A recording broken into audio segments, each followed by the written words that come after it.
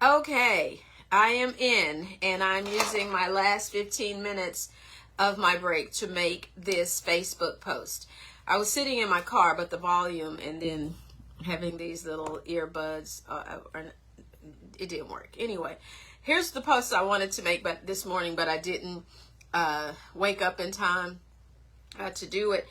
But a few months back, I went to go and I wanted to go and get another sofa for the little room one of the family rooms that our little grandson hangs out in.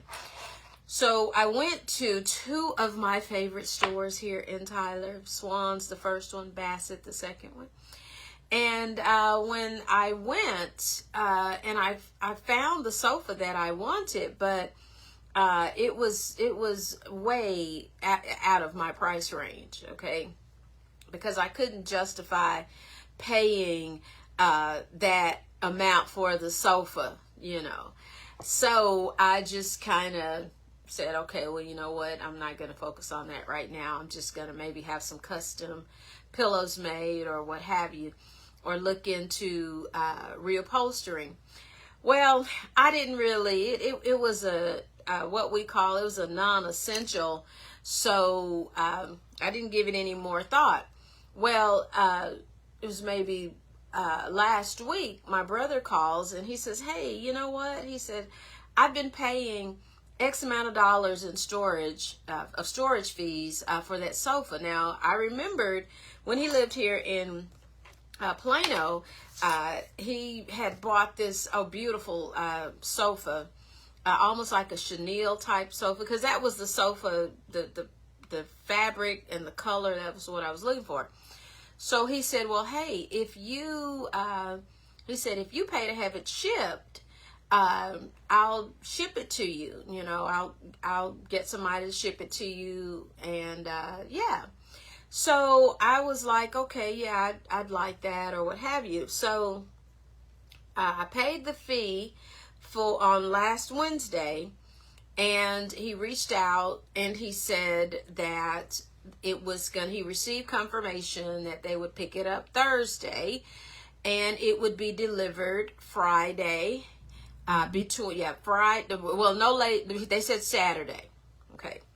So it's like, okay, fine. Well, so I didn't expect it Friday, really, because they had just picked it up Saturday. I didn't expect it Friday because they had just picked it up Thursday. So I came in and I wanted, so Saturday, Friday night, I don't know why I reached out and said, hey, can I have his number? So, because we're going to be doing stuff on Saturday and I don't want to miss it. So I reached out to the person, the driver, and he said, well, how early Saturday can you receive it? And I said, well, we're early risers. So I said, we get up pretty early, about 5:30. So he said, 6:30, is that okay? I said, yeah, 6:30, yeah, that'll work for me. So Saturday, of course, early risers, we're up, no call, no notification. 6:30 rolls around, nothing. 7 rolls around, nothing. So I tell Fabian, I said, hey, can you reach out and call him, and just kind of found out his locale. So he calls and the guy tells him, hey, well, it looks like it's going to be between, 10 and 12. Like, okay, well, I was sewing anyway, so I was going to be at home. So 10 rolls around, nothing. 11, 12 rolls around. Then the guy calls and says, well, hey, I'm going to be there between 2 and 4 and 5. So we were like, okay. 4 and 5 rolls around, still no guy. Now, in the meantime, I'm getting texts that are saying, hey, I'm leaving Oklahoma. I have to swing by Oklahoma. I'm leaving Oklahoma, heading your way. And then there are 3 texts later, hey, just now getting to Oklahoma, because I was like, okay, now this right here. By that time I was frustrated, because it's like you had been telling us all those different times, right? So at about 5 o'clock, he says, well, it's going to be closer to 10 or 11. Well, I wasn't furious, but I was like, okay, here's the deal, dude, okay. And so I stayed up because I'm an early riser, but I go to bed early too. So I was up at about 10 o'clock because I thought I was going to have to help unload or what have you. I just wanted to see it. And so 10 o'clock, I'm struggling. So, so the guy calls and he says, well, it looks like I'm not getting to Tyler until about 12, until midnight. And he said, so if you guys don't want me to drop it off because you're going to be asleep, he said, I live in Houston, so I'm going home to Houston and I won't be back through here until Tuesday or Wednesday. Well, that made me a little furious because I'm like, first of all, you were the one telling us when you were going to arrive. So, hey, don't punish me if we're sleeping. And so I said, well, hold on. So I went in there and I told Fabiana, I said, hey, he said he's not going to get here to about 12. And he said, yeah, I'll be up. Yeah, just tell him to come on. Okay, well, then I went to bed.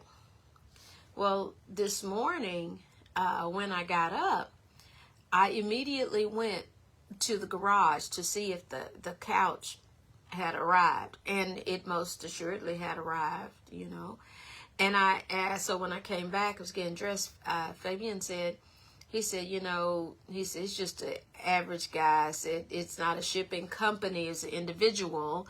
And he said he was by himself. He didn't have help. He said, so I helped him unload it. And I said, well, I was going to give him a bad review. I said, but you know what? Why? If he's, if he's out here trying to make money and he's by himself, I said, that's probably what took him so long.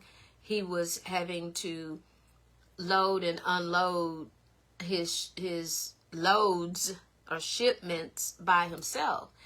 Because the company that we use, which is really an app called UShip, where they bid, different drivers will bid on jobs. So he bid on the job and he got it. So with him coming from California, he was getting home to Texas. So in between California and Texas, he was basically just picking up loads because he had already driven out there with the full load and everything. So, I didn't think anything else about it, got dressed and was getting ready to backing out. And I heard the Spirit say, look at those items. Look at what he sent. And I looked, y'all, the sofa, my brother he takes excellent care of his things. He's the kind of person, if he buys a box of shoes, he keeps the shoes in the shoe bag. He tapes the receipt to the inside of the lid. If they need repair, he stays on top of that kind of stuff. He's that kind. He used to iron his t-shirts. He's the one told me about color coding my clothes, and he rolls he's just very organized. So as I was backing out, the Spirit said, look at that. It's like he had taken the time to wrap the sofa. He'd gone to the packing store and wrapped the sofa in plastic the way if I would have bought it at one of those places, it would have, so it was, and it was in most excellent care. If I tried to buy that sofa now, it would probably be about $5,000 or $6,000 because it's made here in America. It's very sturdy, very heavy, really good quality. And so the Spirit was like, look at that. It said, I made a way.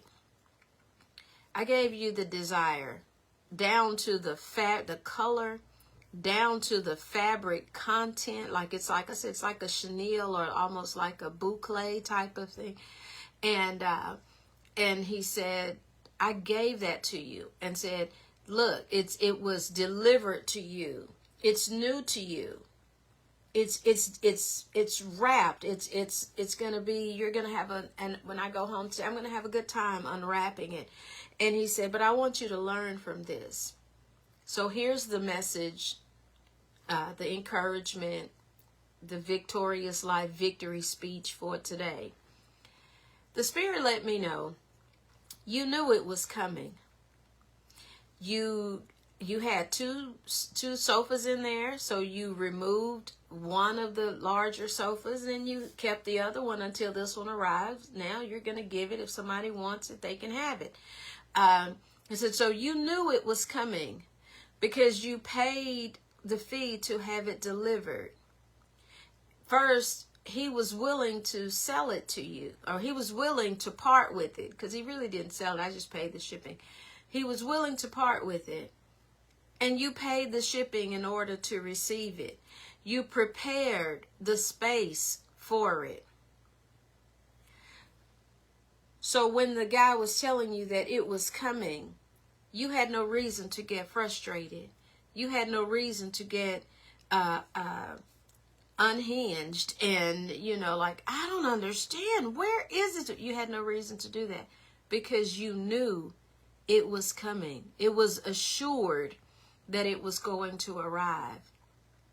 So the problem that you made, when the person told you the time, you started operating within the constraints of that time that the person placed, not realizing that's the time constraint the person placed on themselves.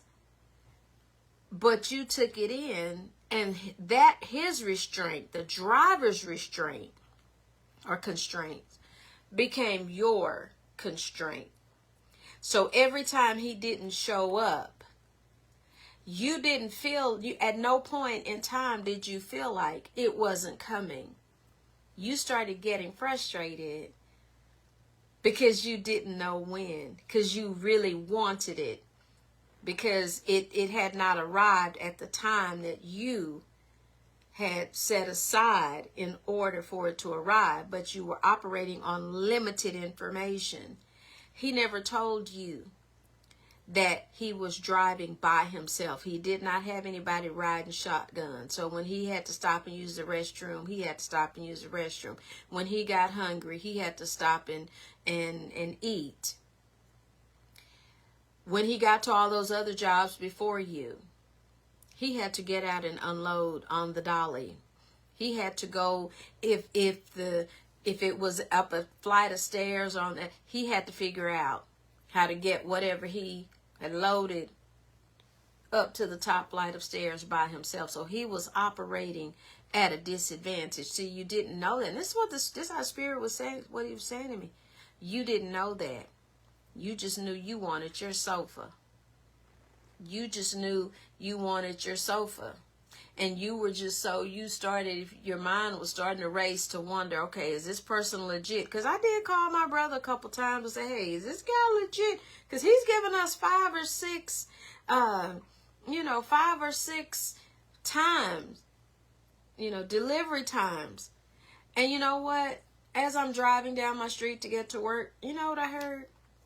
I heard the Spirit say, that's how I do blessings. That's how blessings come. You know you are already eligible for my promises. You know you already have access to everything that you need. But sometimes you don't always get immediate, you don't walk in the immediacy of the promise. So you start automatically thinking, or my believers start automatically thinking that it's not coming, that it's not going to happen, when they have already been assured, I'm going to do what I said I'm going to do. But we start walking and thinking about the constraints of time because it doesn't, because we feel like it's immediate to our needs right there. Hey, Johnny Johnson. Because we feel like it's immediate to our needs right then and there, we instinctively think, okay, God said he's going to give it to me. So if he said, hey, I'm going to give you a new house, I'm going to give you a house. If he says that to you on Sunday, then by Wednesday, Thursday, Friday, or 2 weeks, if we're not in our homes, those new houses, we start getting frustrated and we start doubting that he told us that. For those needing vehicles, you need a car and you go out to that car dealership and you fill out that paperwork and they tell you no. And you walk with your head tucked because you told me you were going to give me a car. You told me you were going to make a way for me. Okay, so that's the point that I want to make. Even, I'm pretty sure it's clear as mud, but that's the point that I wanted to make. I've heard preachers preach God's delay is not denied, and I understand that, but I guess what I'm trying to say is sometimes delays happen to teach us where we are spiritually and to teach us those lessons that we need, that we need to learn. And the lessons, I learned 3 lessons from that. Number 1, every delay is not necessarily a delay. Sometimes we're not prepared for what he has planned for us, what he's going to give us. We are not mentally, physically, emotionally, spiritually, and sometimes financially prepared. When my late mother died, she had bought a Jaguar. And when I went to the bank, I think she didn't know a lot of money on it. And the bank said, well, you can assume the payments, Lori, if you want it. Because we knew, the nice banker and everything. I had 2 kids. I was driving a GMC Yukon XL. I said, and put a car seat in there. Diaper bags, soccer balls, golf, whatever. No. I said, no. I'm going to sell it to my uncle and my aunt. I'm going to let them do that. Because, no, the maintenance, the physical maintenance that would require, the financial maintenance is going to require to maintain this car. I said, it's not the kind of car that you just let little kids get out and start slamming doors. My battery's going dead, so I have to plug this out. I said, this not the kind of car you just let little kids just hop in and slamming doors. That's not that. A lot of times we are not financially prepared for the blessings and the promises that that we're trusting him to walk in. Sometimes we're not mentally prepared. Sometimes people fall victim to, when God blesses them with money, they become arrogant. Well, you were already arrogant. The money just exposed that. Sometimes we walk in lack to learn how to appreciate money, to learn how to budget, to learn what is a necessity, to learn what is just, spontaneous or spontaneous spending.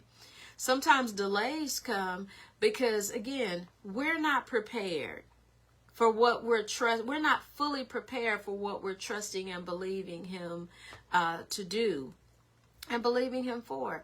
The second thing about delays, we don't always get all the facts. Like I said with the guy, we didn't know he was working by himself. He was having to load, unload, drive, and all that. We didn't know that. So we're operating on limited information. And I think that's important for us to understand, that even when you get yourself together, you may still be operating on limited information because you don't know what you're believing God for affects other people. So we've got to always pray for clarity during the times that we feel like God is delaying us from walking in the promises or gaining access to what we're trusting and believing him for. And the third thing, by far the most profound thing that I continue to learn in this walk with Christ that always seems to mesmerize and amaze me, is this: The promises of God, they don't bring, the scripture says they don't add or bring any sorrows. God will give you exactly what you want when your ways are pleasing to him. That sofa is exactly, it's just like a shade darker, but I need a shade darker because I know that the little one, little honey, is going to have peanut butter fingers at some point. You know, even though he knows, hey, Grandma, I need a placemat. He knows about placemats and coasters. He knows where I keep them. Everybody knows Lori loves a good linen placemat and a nice rattan coaster.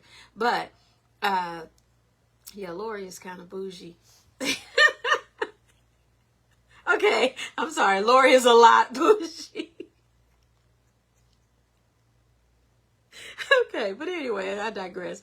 But my point is, he will give you exactly, he always gives you exactly what you want.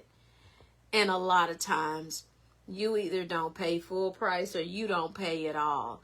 Because I went, like I was saying at the beginning, I went to those furniture, my two favorite furniture stores, because I like American made solid furniture. You know, I like furniture that lasts. I learned that from my parents. You know, we still have some Ethan Allen vintage pieces. So I'm like, okay, if I'm going to buy a sofa, if I'm going to buy furniture, I'm going to invest the money. You know, even if it's higher, it'll last a little longer. So again, the sofa that I was looking at, it was probably about $7,000 or $8,000. And I'm like, nah, I'm not going to do that right now. I got a kid about to graduate from high school, you know. But this one, if I were to just go buy it, it would be a good $5,000 to $6,000. So my point is, don't allow the delay, what you are considering a delay, it's really not a delay. It's just something that's look at it like it's a spiritual life lesson. It's part of your growth. And if you change your mentality, like I'm gonna change my mentality, it should go quicker. It should go faster, and you should grow higher. So there are some things, you know, I'm still believing in the Lord for a brand new house, 4,500. Yeah, maximum square feet. I want 4,500. So I'm still believing in for a 4,500 square foot home. Yeah. And he's going to do it. He's going to do it. But in the event he decides to do something different, or he says, hey, I'm not going to do that, then you know what I'm going to do? I'm going to continue to be a good steward over the home that I live in now. I'm going to continue to keep it clean, keep it, you know, updated, keep, you know, whatever repairs need to be repaired. I'm going to continue to have a manicured lawn. I'm going to keep doing that because I'm showing him, hey, I'm grateful. Even though by some standards, I may say, well, you know, it's a delay. It's not a delay. It's not a delay. So that's what I wanted to say. If this helped you, send me a thumbs up. If not, then it is what it is. And we'll see y'all later. God bless.